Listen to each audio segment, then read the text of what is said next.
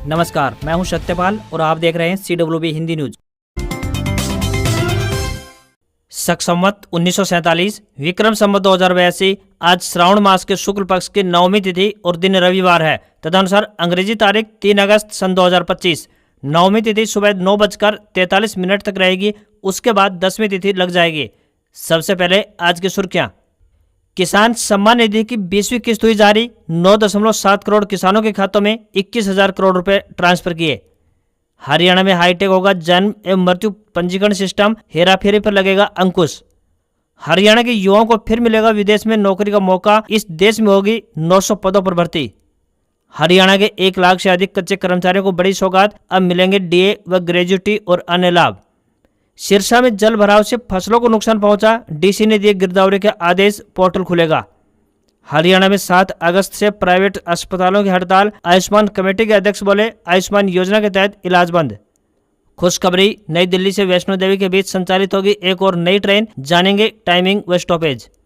हरियाणा से बीजेपी व कांग्रेस और इनेलो के 12 MLA जाएंगे अमेरिका। विधायकी सम्मेलन में लेंगे हिस्सा। दुनिया भर से पहुंच रहे हैं 6,000 विधायक।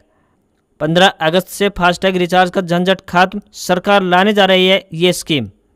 हरियाणा के HKRN कर्मचारियों को हटाने का लेटर वायरल, लिखा हरियाणा SSC पक्की भर्ती करे। हरियाणा के सभी विभागों में खिलाड़ियों का 3% कोटा मांगा। ग्रुप C पदों को लेकर CM से मिलेंगे खेल मंत्री। हरियाणा में ओलंपिक 2036 की अभी से तैयारी। CM बोले, सबसे ज्यादा मेडल लाने हैं। हरियाणा में 5 अगस्त तक डाक सेवाओं पर ब्रेक, बंद पड़े पोस्ट ऑफिस। राखी भेजने के लिए चक्कर काट रही है बहनें। और हरियाणा में फॉरेस्ट रेंजर और डिप्टी रेंजर के PMT के लिए जारी हुए एडमिट कार्ड। और अब खबरें विस्तार से।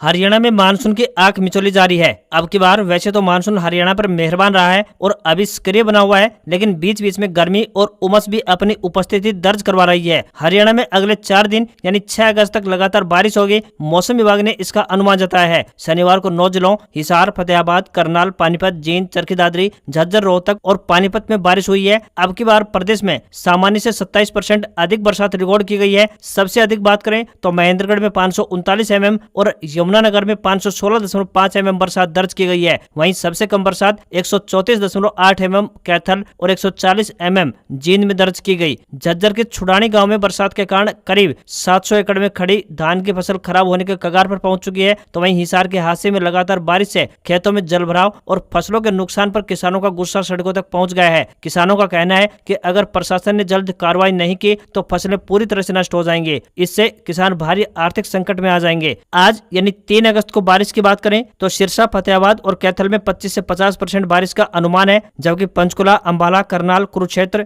जींद, पानीपत, सोनीपत, रोहतक, झज्जर, हिसार, भिवानी में 50 से लेकर 75% बारिश की संभावना जताई गई है। तो यमुनानगर, चरखी दादरी, महेंद्रगढ़, रेवाड़ी, गुरुग्राम, फरीदाबाद, मेवात और पलवल में 75 से 100% बारिश की संभावना है। प्रदेश के इन 9 जिलों में येलो अलर्ट विभाग ने जारी किया है।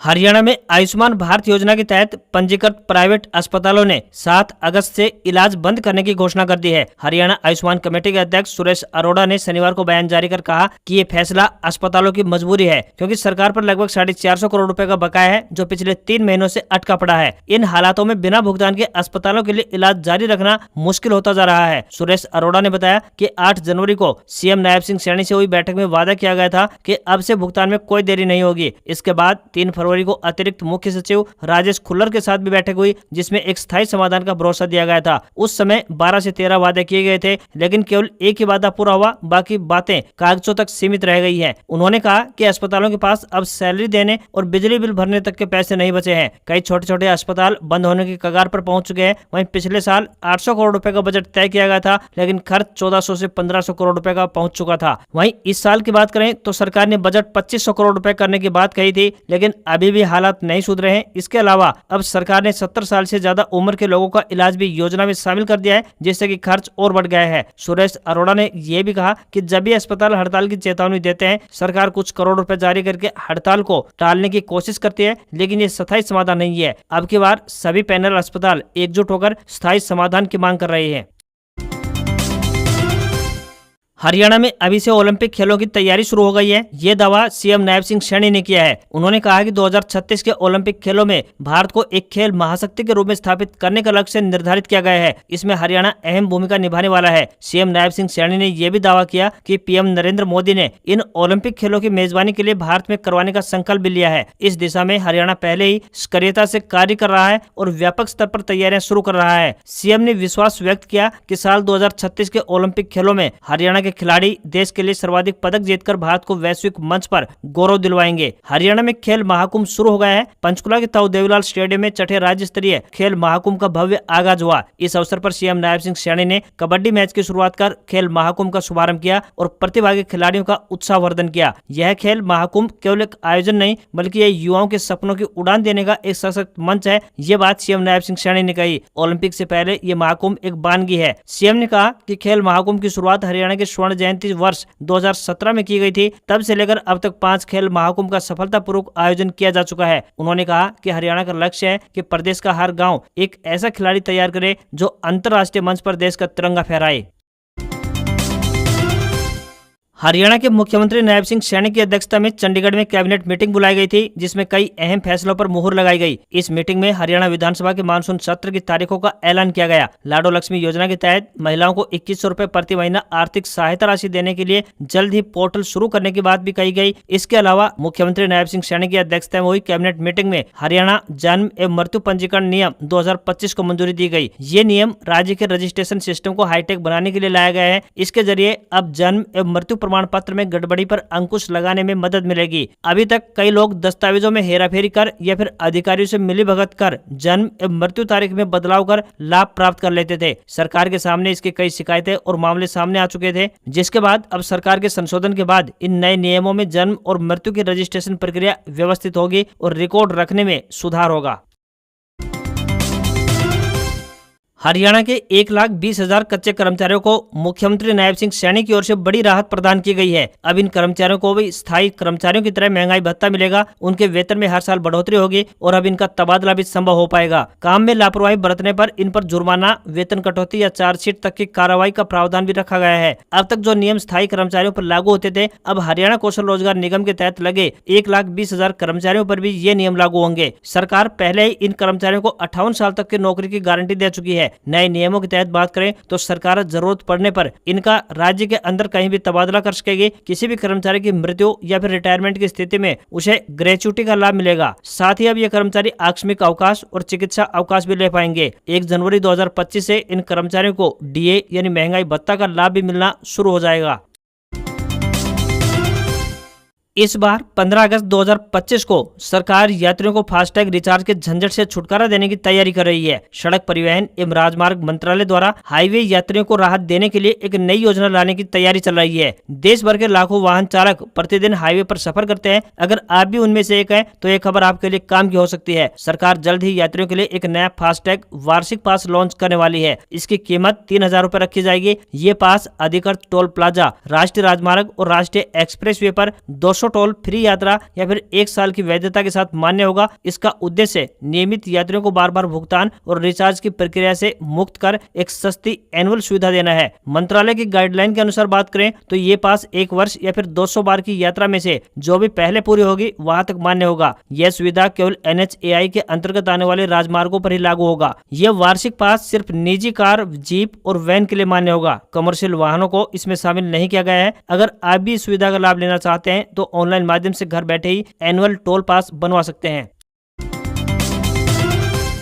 हरियाणा के वह युवा जो विदेश में नौकरी करना चाहते हैं, उनके लिए एक और बड़ा मौका आया है। हरियाणा कौशल रोजगार निगम लिमिटेड यानी HKRNL और UAE यानी यूनाइटेड अरब अमीरात में कार्यरत कंपनी के बीच इसे लेकर एक करार हुआ है। कंपनी ने 4 अलग अलग पदों के लिए कुल 900 युवाओं को नौकरी का मौका देने का फैसला लिया है। अगले 2 से 3 दिन के अंदर HKRNL युवाओं से आवेदन मांगेगा। सभी श्रेणियों के लिए योग्यता, अनुभव और आयु सीमा अलग अलग निर्धारित की गई है। हरियाणा कौशल रोजगार निगम के अधिकारियों के अनुसार संबंधित कंपनी 20 से ज्यादा सेक्टरों में काम करती है। इसमें ऊर्जा, लॉजिस्टिक, हॉस्पिटैलिटी, IT जैसे मुख्य क्षेत्र आते हैं। वर्तमान में UAE में 200 mechanic, 200 heavy driver, 200 forklift operators यानी माल ढुलाई वाली छोटी मशीन और सामान्य हेल्परों के लिए 300 पदों पर भर्तियां की जाएंगी। 3 दिन के अंदर सभी नियम व शर्तों के साथ ऑनलाइन आवेदन आमंत्रित कर दिए जाएंगे। इसके लिए विभागीय अधिकारियों की तरफ से तैयारियां शुरू कर दी गई है। सभी पदों पर आवेदन के लिए कुछ दिनों के अंदर ही इंटरव्यू भी आयोजित करवा लिया जाएगा। हैवी ड्राइवर पदों के लिए 21 से 40 वर्ष एज रखी गई है। साथ ही सभी पदों पर आवेदन के लिए 10वीं पास होना अनिवार्य होगा। उम्मीदवारों को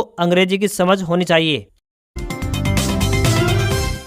हरियाणा कर्मचारी चयन आयोग यानी HSSC की तरफ से 30 जुलाई 2025 की सार्वजनिक सूचना के जरिए फॉरेस्ट रेंजर विज्ञापन संख्या 9/2024 ग्रुप नंबर 7 और डिप्टी रेंजर विज्ञापन संख्या 11/2024 ग्रुप नंबर 45 के पद के लिए PMT और PST आयोजित करने का कार्यक्रम प्रकाशित किया गया था। इस नोटिस के अनुसार ये बताया गया था कि इन पदों के लिए PMT और PST का आयोजन होगा। ऐसे में सभी को सूचित किया जाता है कि इन पदों के लिए लिखित परीक्षा में उपस्थित होने वाले अभ्यर्थियों के लिए शारीरिक मापतोल परीक्षण यानी कि PMT के लिए एडमिट कार्ड जारी कर दिए गए हैं। सभी अभ्यर्थियों को सलाह दी जाती है कि वे अपना एडमिट कार्ड यानी विज्ञापन संख्या 11/2024 के लिए और विज्ञापन संख्या 9/2024 के लिए लिंक से डाउनलोड कर सकते हैं। अगर शेड्यूल के बारे में बात करें तो अभ्यर्थियों का PMT हॉकी ग्राउंड यानी ताऊ देवलाल स्टेडियम सेक्टर 3 पंचकुला में होगी और रिपोर्टिंग टाइम की बात करें तो 11 अगस्त 2025 को सुबह 8 बजे से होगा।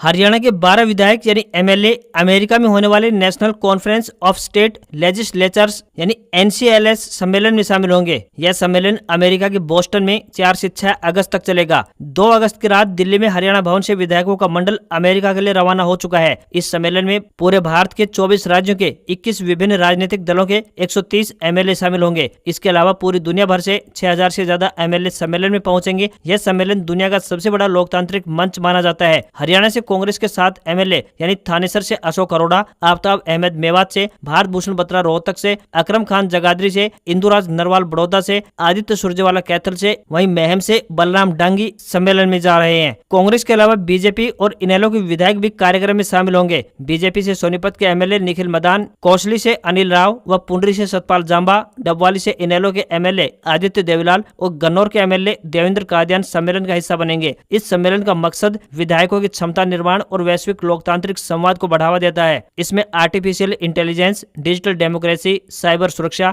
वोटर विश्वास, शिक्षा, सेहत और अन्य कई मुद्दों पर चर्चा होगी। इसके अलावा विधायकों को एक दूसरे की विधायी प्रणाली को समझने का मौका भी मिलेगा। थानेसर से कांग्रेस के विधायक अशोक अरोड़ा ने कहा कि दुनिया के मंच पर राज्य और देश का प्रतिनिधित्व करना गौरव की बात है। यह यात्रा अच्छे वैश्विक शासन मॉडल को सीखकर उसे अपने क्षेत्र में लागू करने का मौका है। इससे विधायकों को अपने कर्तव्यों का बोध भी होगा।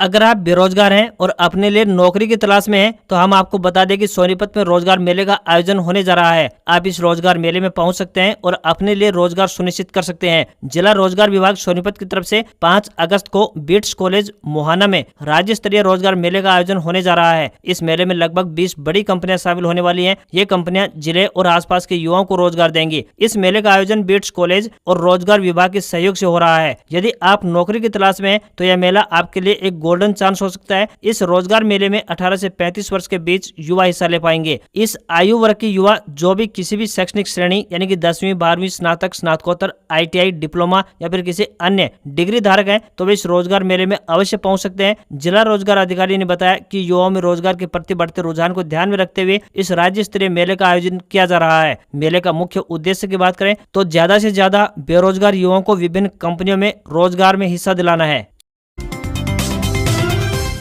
श्री माता वैष्णो देवी मंदिर यात्रा पर जाने वाले श्रद्धालुओं के लिए एक अच्छी खबर सामने आ रही है। माता के भक्तों के सफर को आसान बनाने के लिए उत्तर रेलवे ने वैष्णो देवी के लिए एक स्पेशल ट्रेन संचालित करने का अहम फैसला लिया है। रेलवे के एक अधिकारी ने बताया कि जम्मू व कटरा के लिए संचालित हो रही नियमित ट्रेनों में भीड़ भाड़ को देखते हुए एक और स्पेशल ट्रेन चलाई जाएगी। ट्रेन नंबर 04081 14, 15 एवं 16 अगस्त को नई दिल्ली रेलवे स्टेशन से रात 11:45 पर रवाना होकर अगले दिन सुबह 11:40 पर श्री माता वैष्णो देवी कटरा स्टेशन पर पहुंच जाएगी। इसी तरह वापसी में ट्रेन नंबर 040 82 15 16 एवं 17 अगस्त को श्री माता वैष्णो देवी कटरा से रात 9:20 पर रवाना होकर अगले दिन सुबह 10:30 बजे नई दिल्ली पहुंच जाएगी। नई दिल्ली से श्री माता वैष्णो देवी कटरा के लिए संचालित होने वाली यह स्पेशल ट्रेन बीच रास्ते में दोनों दिशाओं में पानीपत, कुरुक्षेत्र, अंबाला छावनी, भंडारी कला, जालंधर छावनी, पठानकोट छावनी, जम्मू तवी, शहीद कैप्टन तुषार महाजन यानी उधमपुर स्टेशनों पर ठहराव करेगी। इस ट्रेन में एसी, शयनयान और जनरल श्रेणी के डिब्बों की सुविधा मिलेगी। हरियाणा में 5 अगस्त तक डाक सेवाओं पर ब्रेक लगा हुआ है, जिसके चलते डाकघर बंद पड़े हैं तथा उनमें ताला लगा है। ऐसे में राखी का त्योहार नजदीक होने पर डाक द्वारा अपने भाइयों के लिए राखी भेजने वाली बहनें परेशान हैं। वहीं डाकघरों में ताला होने से सभी कामकाज ठप पड़े हैं। पूरे प्रदेश भर में डाक विभाग की ओर से सॉफ्टवेयर अपग्रेड करने का कार्य किया जा रहा है, जिस कारण पूरे हरियाणा में डाक सेवाएं ठप पड़ी है। डाक सेवा ठप होने के कारण डाक विभाग की ओर से न तो कहीं पर रजिस्ट्री या सामान्य डाक भेजी जा रही है और न ही किसी की डाक आ रही है। काम नहीं होने के कारण डाकघरों पर ताला लगा हुआ है तथा लोग बाहर से ही चक्कर काट कर जा रहे हैं। इसकी पूर्व सूचना भी डाक विभाग ने किसी भी प्रकार से नहीं दी थी, जिसके कारण लोगों को ज्यादा परेशानी हो रही है। डाक विभाग नारोल के मुख्य पोस्ट मास्टर राजवीर का कहना है कि सोमवार से सेवाएं सुचारू हो जाएंगी, मगर अभी ऐसा नहीं लग रहा है क्योंकि सॉफ्टवेयर अपग्रेड करने का कार्य मुख्य कार्यालय की तरफ से किया जा रहा है। ऐसे में 5 अगस्त तक लोगों को डाक भेजने का इंतजार करना होगा। आपको बता दें कि 9 अगस्त को रक्षाबंधन का त्योहार है। इस त्योहार पर डाक विभाग द्वारा हर साल राखी भेजने के लिए व्यवस्थाएं की जाती है, मगर इस बार कुछ नया करने की बजाय डाकघरों पर ताला लगा हुआ है, जिसके कारण बहनें अपने भाइयों को राखी नहीं भेज पा रही हैं। बहनें अपने भाइयों को राखी भेजने के लिए प्राइवेट कोरियर कंपनियों का सहारा ले रही हैं।